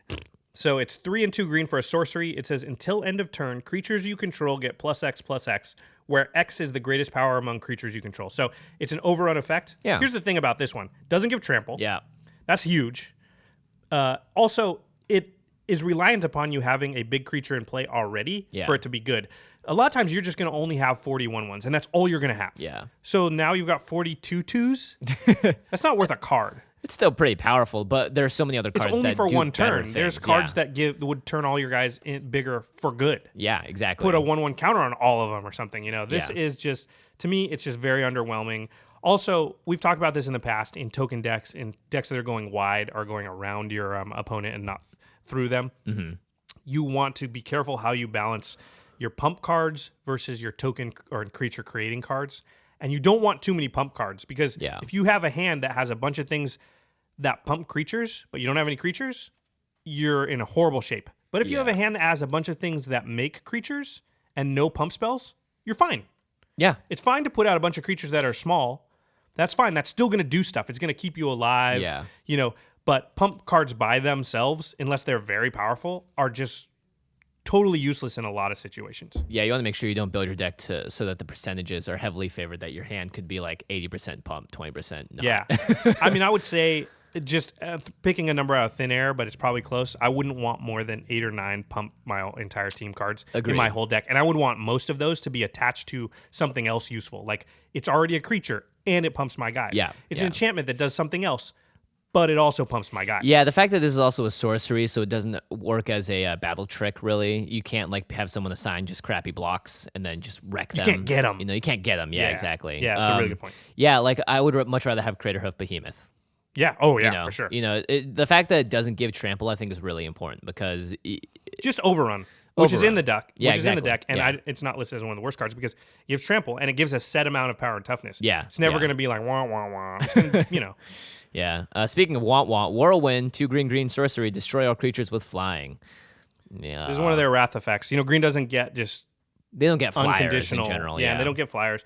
I just think like this is too conditional. There are other cards that destroy creatures with flying, but they're also a spider, or they Yeah. also are a 6/6 creature, or whatever. Yeah, This- and there are a few cards in the deck that do that, where it's like pay 5, sacrifice a token or a creature, and you can kill a creature with flying. yeah, and that's much and better. you can do it more than once. Yeah, exactly. Like as a one-off effect, this is just.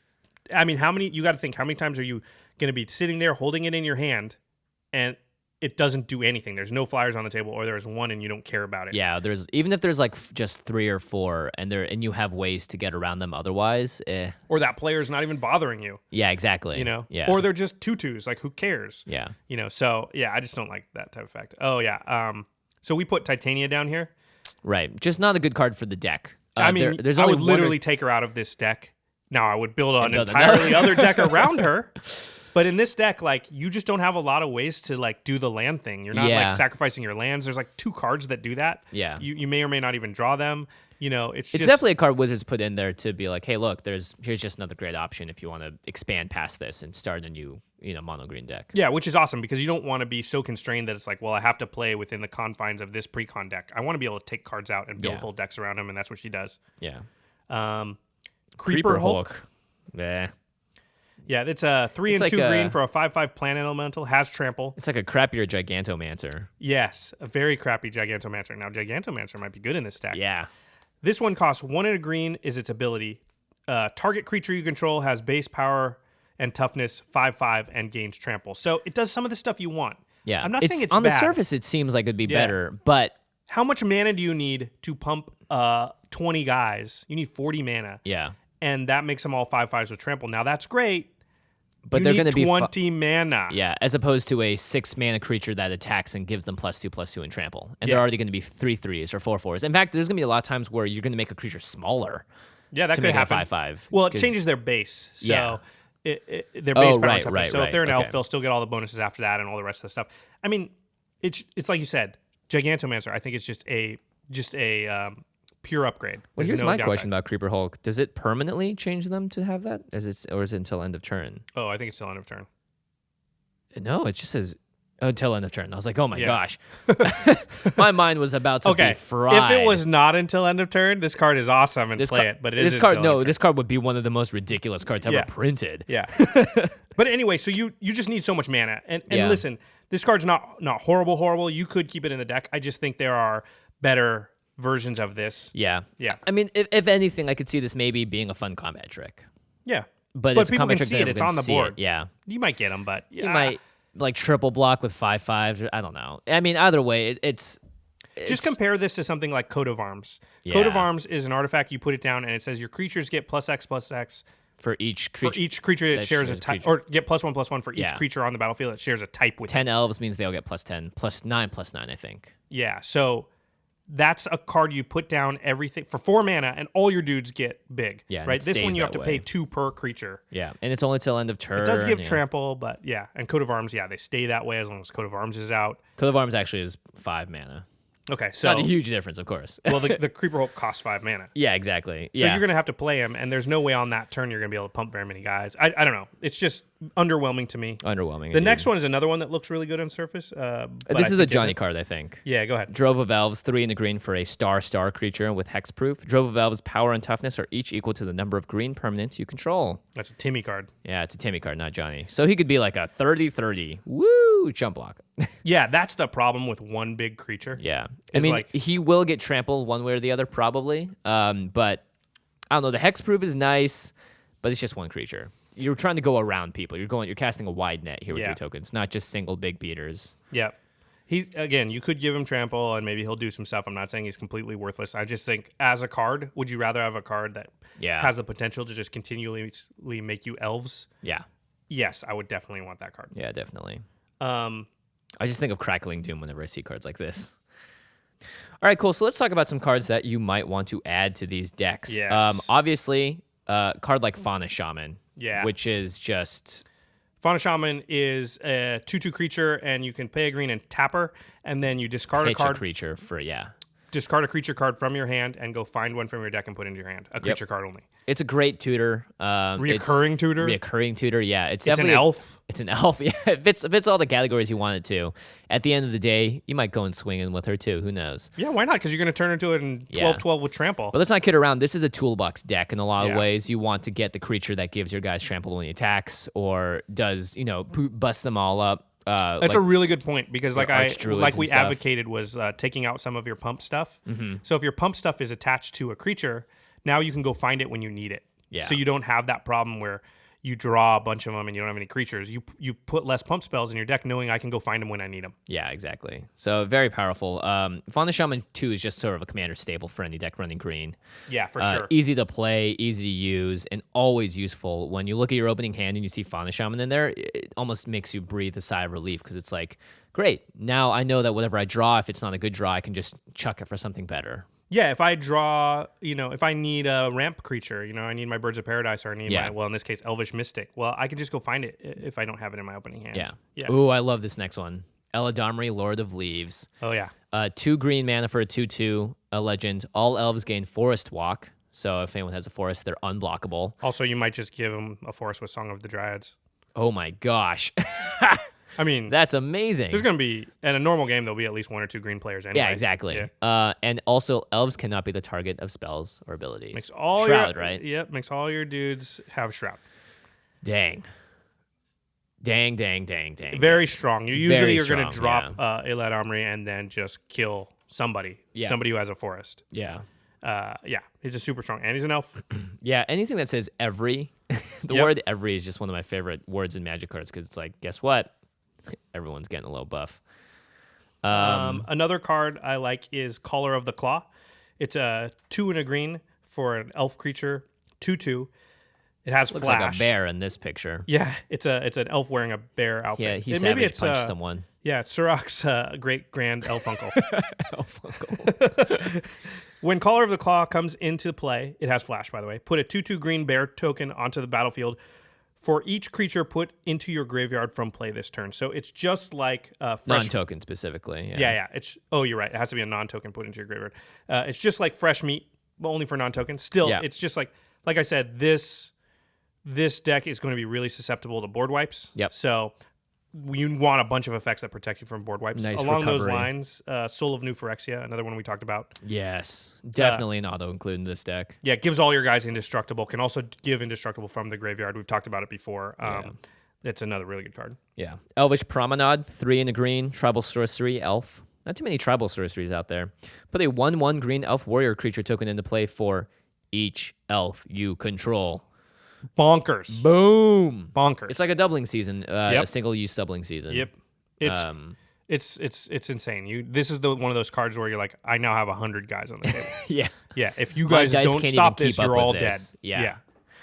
Overrun. Have fun. 2 other cards I thought just to mention: Nevinyrral's Disc and Perilous Vault. It's just Nice. Green just can't duplicate Wrath effect very well. They mostly can Wrath like all flying creatures. They can't usually just clear the board and listen, things aren't always going to go as planned. I mean, your plan is to play most of your stuff out on the table and have a big board presence. Mm-hmm. And so it seems like, I don't want any Wraths in my deck. But you just get in these situations, your draw's not great or somebody already wrathed or whatever. And like, in order to have any chance to come back in the game, you need to hit the reset button. Yeah. And so having the ability to have a couple of cards in your deck that get you out of situations no other cards can get you out of is very powerful. And those two cards are kind of your only options. Anyway, artifact-based board wrath. Yeah. Because you're not going to have too many options otherwise. Like, because even Wave of Vitriol is not going to get rid of creatures. Right.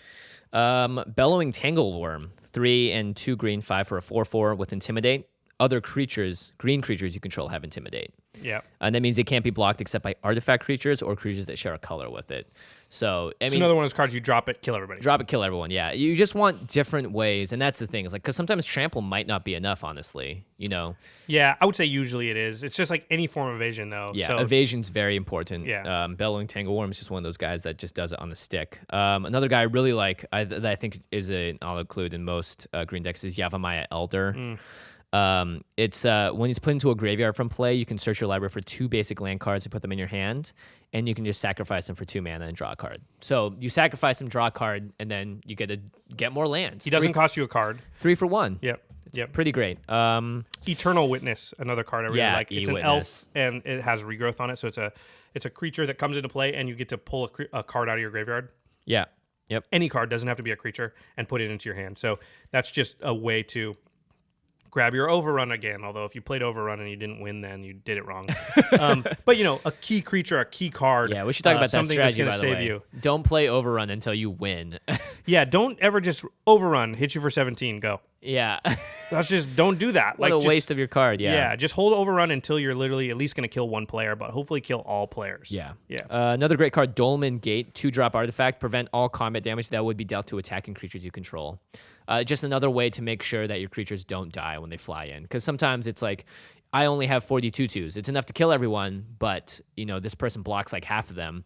It's going to be really hard for me to recover if they do something that essentially wipes my board a little bit, or they block really effectively somehow. So it's also a card I would put in the deck like Kalia, because you don't want her dying when she swings in, A card you have on here that I like is Uvenwald Tracker. Oh, yeah. Its ability is you tap 1 green and tap it, and target creature you control fights another target creature. It's just, green has real trouble just like getting rid of stuff. Getting rid of like one specific creature. It doesn't have a lot of spot removal. Yeah. So this just covers you in an area that you're weak already. So it's just a card that does something that you wouldn't normally be able to do in green.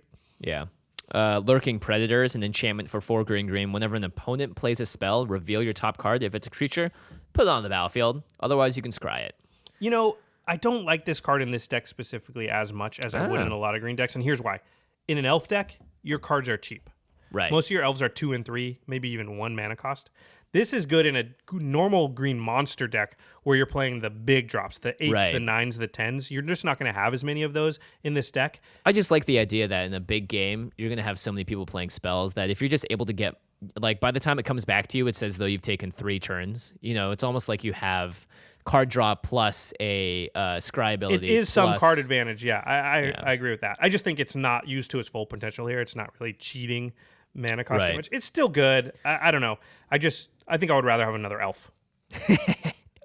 Which makes total sense. And let's not forget Nykthos, Shrine to Nyx. Yep. Just every one of these wants it. This one wants it even more than the black deck because it just has more permanents. Yeah. So it's just very, very strong. And you want mana so badly just to activate all these activated abilities you've got. You're going to make more elves. You're going to pump your elves. You're going to, do all kinds of... curiously, isn't as good because your elf tokens don't have mana symbols on them. But you're still playing a bunch of creatures, and you're playing them early too. Yeah, Your exactly. creatures are 2 drops, 1 drops, 3 drops. You're doing stuff at a time when a lot of commander decks are doing nothing. Yeah. And so you could be there, sitting there on turn 5 with like 30 mana. 7 pips out. Yeah, and that's just 5 free mana right there. Yeah. So it's Nykthos very is auto include in all these decks for sure. And of course, Worldly Tutor. Oh yeah, never go wrong with it. Just go find a creature card, put it on the top of your library. Yeah. Again, it's a toolboxy deck. So yeah. All right, this is just a start. Like it's impossible to cover everything you could do with these monocolored decks, but man, I like the green one a lot. I like it a lot too. I think I like the red one the most just because it calls to my just because you're Jimmy the Red. Yeah. Yeah. But I think if I had to go into a competitive environment, I think green would be my choice. Yeah, It's got toolboxy stuff for a lot of different situations. I think which is so uncommon for green too. Being able to do board wipes like Wave of Vitriol, like what?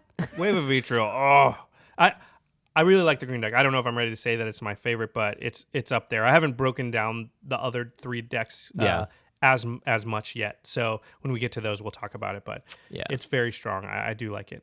Yeah.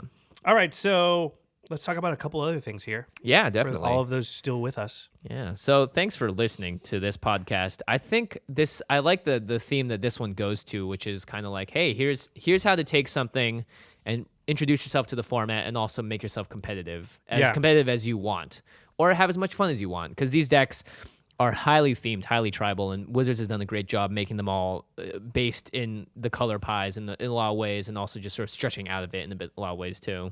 A question we get asked a lot too is like, how do I start into Commander, or what's a cheap way to get into Commander? Or a lot of people understandably are just worried about the cost. Magic's an expensive hobby. And this is a super good way. It's not very expensive. One of the things we wanted to recommend was a lot of your LGSs, they may, based on the prices in the secondary market of the individual cards within the pre-con decks, they may, these may slip and slide on the price scale at a local gaming store. But if you go to your major retailers... Oh, yeah, you'll find them at MSRP. Yeah, you'll find them at fixed price points, and that's a lot of times the best place to get these decks.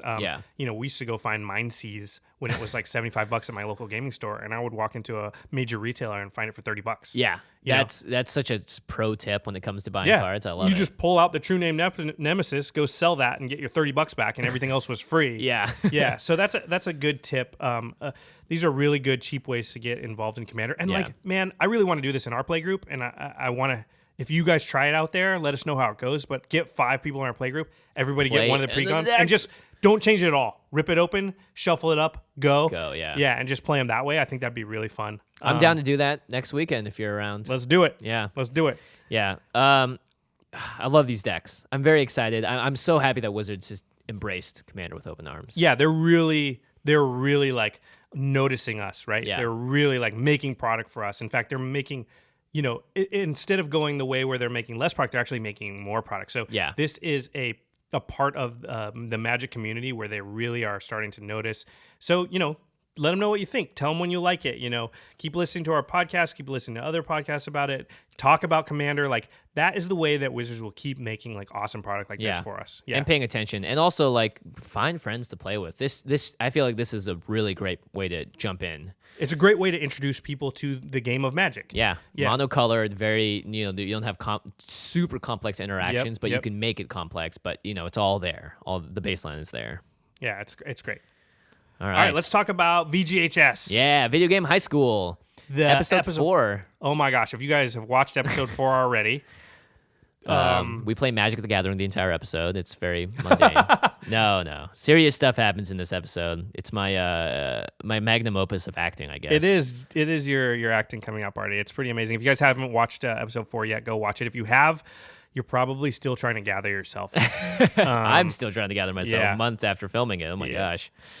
So there's only 2 episodes left. 2 episodes left, and they are both epic. And Episode 6 is insanity. It's like an hour long. It's like a major motion picture. Yeah. I mean, not just length. I mean, in epicness. Epicness, scope. Yeah. Some of the scenes are just like, oh yeah, that's just a scene in the beginning of the episode, but it took us like 2 days to shoot it. Some of the scenes in the beginning of 6 are bigger than the final scenes in the other seasons. Like, absolutely. Yeah. I mean, as far as like just production value. Yeah, so you can check all of that out again at rocketjump.com, and you can buy the whole season as well in like 4K high def, like the top quality. It looks amazing. Yeah.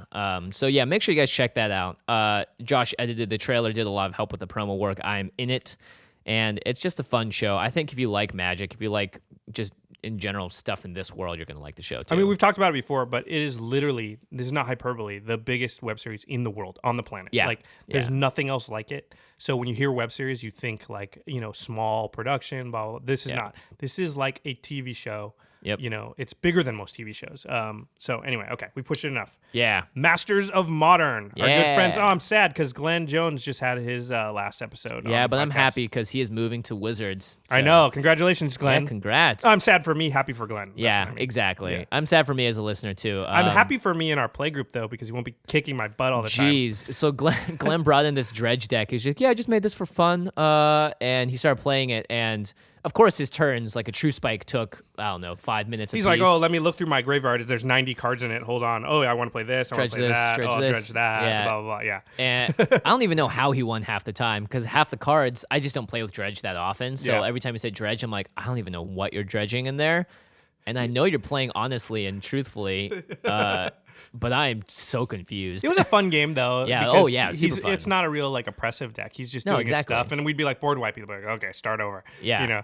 Worm Harvest or whatever. Yeah. Yeah, we'll miss It's him. great. It We'll miss introduces him. you to a new kind of playing that I just wasn't familiar with, and I'm always grateful for that because I think it levels me up as a player as well. So, Glenn, you will be missed, but Masters of Modern will roll on. Alex Yeah. is going to have some new hosts on there. We're probably going to show up on there from time to time. It's just a great source for modern. It's which really is interesting. An awesome format. yeah. Tons of really cool archetypes in there. Plus, you learn a lot about cards that you may not know about, and then all of a sudden, I'm like, while they're talking about its use in Modern, I'm thinking, well, oh, geez, that'll slot right into this EDH deck. Yeah. So, Or I sounded even- all North Dakota there. Yeah, for they're a second. little Oh, Fargo. geez. Oh, geez. Oh, geez. Oh, yeah, slot some Oh, cards I in, just yeah. think I'm gonna puke. That's the only quote I know from that movie. I love that movie. It's awesome. Also, one of the things I really appreciate about being able to listen to like constructed resources, Masters of Modern, limited resources, is that you're able to evaluate cards in each vacuum, and being able to understand why a card works well in one format helps you understand why it doesn't work or works great in another one as well. Yeah, that's a really good point. And it's a great way to be able to look at cards and like you can have a nice critical eye when it comes to evaluating cards thanks to expanding your just general breadth of knowledge. Now, if I So. could just learn how to play those cards correctly. Yeah, learn to play good was the Gotta learn to play the good. phrase of the week at GPLA because we kept doing stuff and they were like, you can take that back, and we're like, no, learn to play good. Yeah, to ourselves, I mean, Yeah, exactly. Yeah. Last thing on the docket, I'm running an Indiegogo campaign right now for a musical I can't believe we haven't comedy. talked about this yet. I know, yeah. To all of our viewers and listeners, thank you guys. If you have contributed, if you like musical comedies like Fly of the Conchords, Dr. Horrible Sing Along Blog, or Tenacious D, this show will fit right in with all of those. We're essentially trying to make a 6-part, 90-minute web series that is reminiscent of your favorite musical comedies, sort of from Broadway to what Fly of the Conchords and Dr. Horrible did. Fly of the Conchords is awesome. So Yeah, it's super I'm awesome. in. Yeah. And I mean, the big thing is we're also doing a sweepstake where you can win either a brand new car or a brand new jet ski. Yes, he said I guess you slightly can win used a jet brand ski. new car. You did not hear that wrong. He said you can win a brand Yeah. new car. A car that's worth $14,000 could be yours for as little as a $10 raffle ticket or a sweepstake ticket. I'm sorry, it's not a raffle. And the second possibility is not so bad. A jet ski? Yeah, jet ski. I almost Jeez. want the jet ski more than the car. I know. I would honestly take because I have a car. But I just don't want the jet ski because you were riding around naked on it. I know in my flesh-colored underwear. But for some people, I guess it's increased the value, which is great. Not creepy at all. Not gravy at all. So if you want to find out more about the musical comedy, what you could win, and honestly, right now, the chances of you winning are astronomically better than any other sweepstakes you might enter into because there are like I think only like 100 or so donors into the campaign so far. Yeah, that's gonna go up, but you're not gonna be against like 100,000 people to win that Yeah, car. exactly. You're gonna be it might be like 1,000 people to win that car. Like that's pretty freaking good odds for your $10. Yeah, so check out the show notes. You can also go look up Band-Aid, Indiegogo, and that should be the top result, or just go to igg.me/@/Band-Aid. It's all there. The campaign is running for 29 days from the release of this podcast, so we are in the official 30-day stretch. We're getting there, and, I just want to give away stuff and make a cool show, so if you are interested at all, not even in the show, but even in just winning a car potentially, I think it's definitely worth your time to check it out. Well, yeah, but I think don't sell yourself short there, man. Like Jimmy, you've been part of like some really awesome content out there, not just this show, VGHS, a lot of other stuff. So I think supporting people making content that you like, it's not a huge price tag. To just support that kind of stuff. I mean, you want content out there that you can consume, right? Yeah. And this is a way to be part of it, to help enable it, to help encourage it, help it grow. Like, there's just a lot of upside to doing that. I would encourage everybody, go on Indiegogo and not just Jimmy's project, but other projects too. Kickstarter, Indiegogo. Like Yeah. sometimes, like literally, I'm just having a bad day. and I'll just go on one of those sites and I'll just like pick one at random and just give some money to somebody, just $5-10. And Yeah. it's like, hey man, I'm having a bad day, but I can help make this person's dreams come true. Yeah, and usually you get some kind of benefit from it. And I know a lot of people are also like, they've been scorned by Kickstarter, like this game didn't go through, whatever.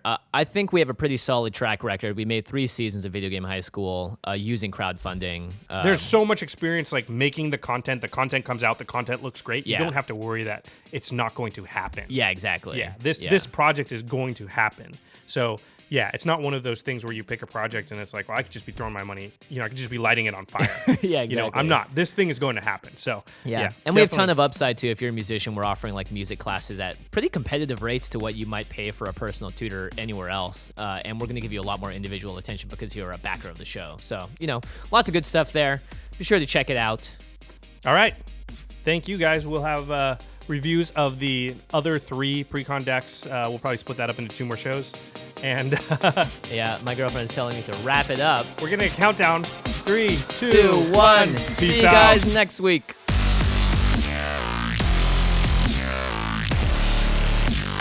Thank you for your attention. For further inquiries, send an email to commandcast@rocketjump.com or ask us on Twitter @JFWong and @JoshLeeQuai. See you later, alligator. Greetings, humans.